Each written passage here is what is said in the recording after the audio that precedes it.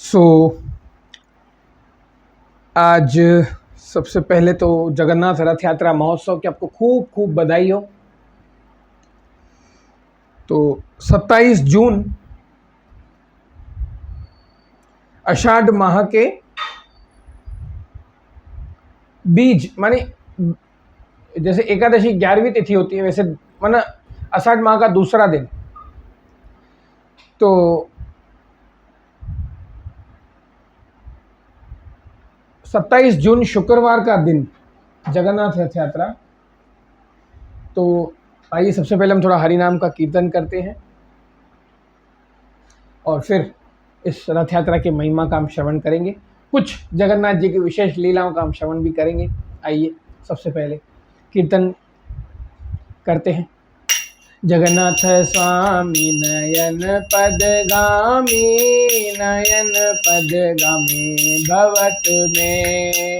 जगन्नाथ स्वामी नयन पदगामी, नयन पदगामी भवत में।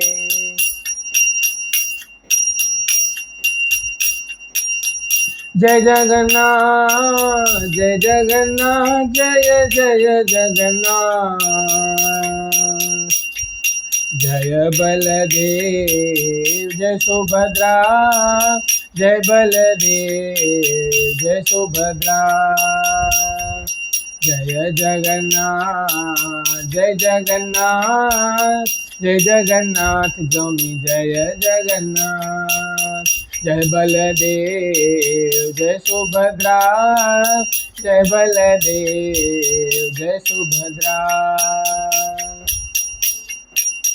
हरे कृष्णा कृष्णा कृष्णा हरे हरे, हरे राम राम राम हरे हरे। हरे कृष्णा कृष्णा कृष्णा हरे हरे, हरे राम राम राम हरे हरे। हरे कृष्णा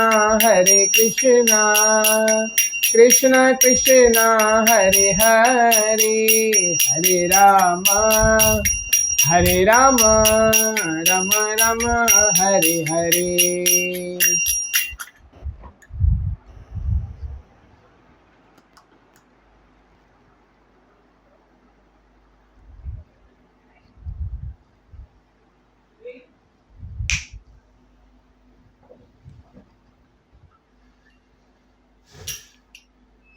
आइए सब मेरे साथ पहले मंगलाचरण करेंगे।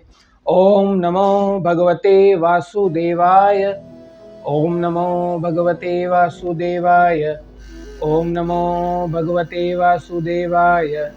कृष्णाय वासुदेवाय देवकी नंदनाय च नंदगोपाल कुमाराय गोविंदाय नमो नमः।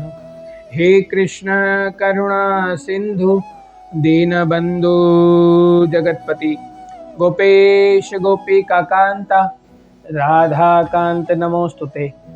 तप्ता कंचन गौरांगी राधे वृंदावनेश्वरी, वृषभानुसुतदेवी प्रणमामि। हरि प्रिया श्री कृष्ण चैतन्य प्रभु नित्यानंद, श्री अद्वैत गदाधर शिवासादि गौर भक्तवृंद। हरे कृष्ण कृष्ण कृष्ण हरे हरे, हरे राम राम राम हरे हरे। सबसे पहले जगन्नाथ रथ यात्रा महोत्सव की आपको खूब सारी बधाइयाँ, बहुत बहुत बधाइयाँ। थोड़ी आइए हम इस पर विशेष हम चर्चा करते हैं। सूर्य ग्रहण के दिन भगवान श्री कृष्ण, सुभद्रा मैया और बलराम दाऊ भैया कुरुक्षेत्र से द्वारका से निकलकर रथ में विराज कर कुरुक्षेत्र के ब्रह्म सरोवर तट पर, पवित्र जो कुरुक्षेत्र में आज भी है, तो वो उस तट पर स्नान करने हेतु द्वारका से निकले, तब मेरे हरि के सारे प्यारे प्रियजन ब्रिजवासी जो कृष्ण और बलराम के विरह में तड़प रहे थे कई सालों से, उनको ये समाचार मिला कि कृष्ण कुरुक्षेत्र आ रहे हैं। तब उनके विरह की वजह से, उनके विरह का जो, उनको कृष्ण और बलराम से मिलने की जो आतुरता थी, जो उत्सुक थे,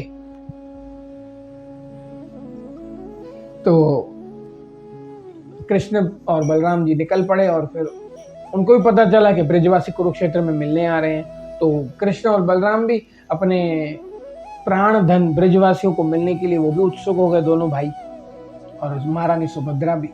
तो ये उत्सुक हो गए उसके प्रभाव में कि कृष्ण और दाऊ भी आ रहे हैं, तो चलो हम उनसे मिलने चलते हैं। फिर चाह के चलो हम कृष्ण की सेवा करेंगे, तो रथ हम चलाएंगे, सारी गोपियां राधा रानी रथ हम चलाएंगे, और महारानी सुभद्रा कृष्ण और बलराम को रथ में बिठाकर हम उनको ब्रिज लेकर जाएंगे। तो वो इतने भाव विभोर हो गए तीनों, सुभद्रा महारानी, कृष्ण और बलराम, कि उनकी आंखें थोड़ी सी फटने लगी और सर थोड़ा छोटा हो गया, हाथ पांव छोटे हो गए और पिघलने लगे।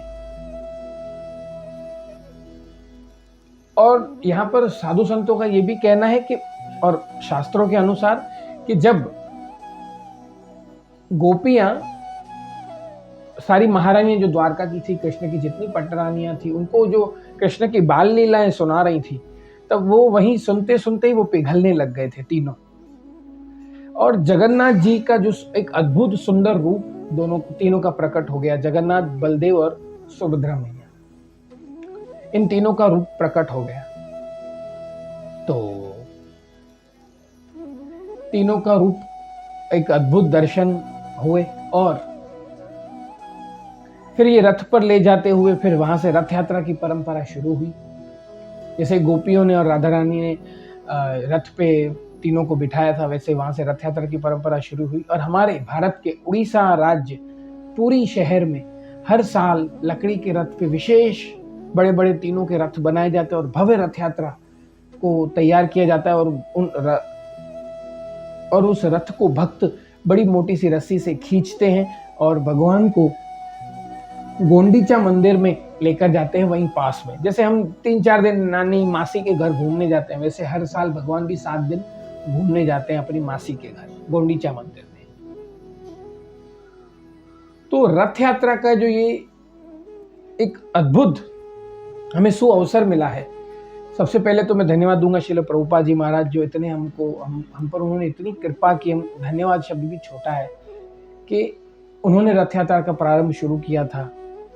और हर जगह आज विदेशों में, लंदन में, अमेरिका में, न्यू जर्सी में, जहाँ देखो वहाँ रथ यात्रा निकाली जाती है। और हमारे उल्लासनगर में हर साल 3-4 रथ यात्राएं निकलती है, नागपुर में निकलती है, भावनगर में निकलती है, जयपुर में निकलती है, हमारे गुरु महाराज बापू जी की कृपा से। तो ये रथ यात्रा का क्या है कि भगवान अपने प्रति आकर्षित करने, अपनी भक्ति देने स्वयं बाहर निकलते हैं, अपनी भक्ति देने स्वयं बाहर निकलते हैं मेरे हरि। और साथ में बलराम जी को भी लेते हैं, सुभद्रा महारानी को भी ले लेते हैं, कि चलो सबको भक्तियां बांटते हैं। मतलब भक्ति बांटने निकले हैं मेरे प्रभु, और अपनी कृपा बरसाने। तो जगन्नाथ जी का कहना यह कि उनकी आंखें पे पलके नहीं है, पलक नहीं झपकती। क्यों? क्योंकि जगन्नाथ जी का कहना है कि मैं अपने भक्तों पर हमेशा कृपा की नजर रखना चाहता हूँ। एक पल भी मैं पलक झपकाऊं तो मेरी नजर उन पर ना पड़े, ऐसा नहीं हो सकता। इसलिए मैंने पलके नहीं बनाई है, इस रूप में पलके नहीं है जगन्नाथ जी को। जगन्नाथ जी को पलके नहीं है, तो भक्तों पे कृपा करते रहते हैं। कृपा मतलब क्या लॉटरी लग जाएगी, धंधा बिजनेस नौकरी सब बढ़िया मिल जाएगा? नहीं। बहुत सारा पैसा मिलेगा? नहीं। पैसा तो स्मगलर के पास भी है, डॉन के पास भी है, गुंडों के पास भी है। सबसे ज्यादा गुंडों के पास पैसे होते हैं, लूटते हैं सबको। तो उन पर क्या जगन्नाथ जी की कृपा हो गई? नहीं। जगन्नाथ जी कृपा देने आते हैं अपने भक्तों को, अपने भक्तों से मिलने आते हैं। तो यहाँ पर इस तरह से जगन्नाथ जी की कई सारी लीलाएं हुई हैं। तो अब एक लीला है, जब एक बहुत बड़ा पापी से पापी व्यक्ति था, जब रथ यात्रा निकाली जा रही थी, तो सोचा जगन्नाथ जी आ रहे हैं तो उनको मैं फल खिलाऊं, फल का भोग लगाऊं, रथ पे बैठ बैठ के मेरे जगन्नाथ खाएंगे। अब जगन्नाथ जी का काम ही है कृपा करना। मैंने आपको पहले ही बताया, वो पलक नहीं झपका दे। तो जैसे ही उसने फल रखे तो सबको पता था कि भाई ये तो क्या कहते हैं, ये तो भाई पापी व्यक्ति है, ये रथ यात्रा में चलने के लिए काबिल नहीं है और इसकी जाति भी बहुत छोटी है, तो नहीं, इसको नहीं लेके चलेंगे। तो उसको उसके फल भी हटा दिए, उसको भी हटा दिया और वो वहाँ समुद्र किनारे रोने लगा, फूट फूट कर रोने लगा कि मुझसे क्या ऐसे बड़े पाप हो गए और ऐसा तो मैंने क्या कर दिया कि मुझसे इतने पाप हुए हैं, मेरे प्रभु मेरे जगन्नाथ फल खा ही नहीं रहे हैं और मुझे रथ यात्रा से भी निकाल दिया गया। फिर ऐसा वो मेरे जगन्नाथ जी ने लीला की। मेरी माताओं बहनों मित्रों, कितने भी भक्त लोग रस्सी खींचे लेकिन रथ आगे नहीं बढ़े। सुबह से शाम हो गई, शाम से रात हो गई, दूसरे दिन सुबह भी रथ आगे नहीं बढ़े, खींचते थक गए लेकिन रथ चले ही नहीं। हमको तो एक बल, एक छोटा सा अंश दिया है मेरे हरि ने बल का, हमें बल है ही क्या, हमें शक्ति है ही क्या, सारा बल तो उसके पास है, हमको तो थोड़ा सा खाली दिया है, एक शक्ति दी है बस, खाली छोटी सी, एक अंश मात्र। तो फिर जगन्नाथ जी वहां पुजारी और पंडित के सपने में आए उन्होंने कहा कि वो जो समुद्र किनारे रो रहा है, जिसको मुझे फल खिलाने की इच्छा थी, सबसे पहले उसको लेकर आओ रथ यात्रा में, वो भी चलेगा, मैं उसके फल भी खाऊंगा, फिर ही रथ आगे चलेगा, नहीं तो नहीं चलेगा, फिर ही मैं रथ पे चलूंगा, नहीं तो नहीं चलूंगा। तो वो उसको बुलाया गया, उसके फल जगन्नाथ जी को भोग लगाए गए और भोग लगाने के पश्चात हम रथ आगे चला, भक्तों ने खींचा और इस तरह रथ यात्रा संपूर्ण हुई। तो इस तरह जगन्नाथ जी ने कई सारी लीलाएं की हैं पुरी में, तो इसकी महिमा जितनी करें उतनी कम है। एक आपको मैंने छोटी सी एक लीला बताई, और जगन्नाथ जी सबों पर कृपा करते हैं। तो एक बार एक ब्राह्मण था, उस समय में राजा हुआ करते थे, तो जगन्नाथ जी का उतरा हुआ हार राजा को पहनाया जाता था।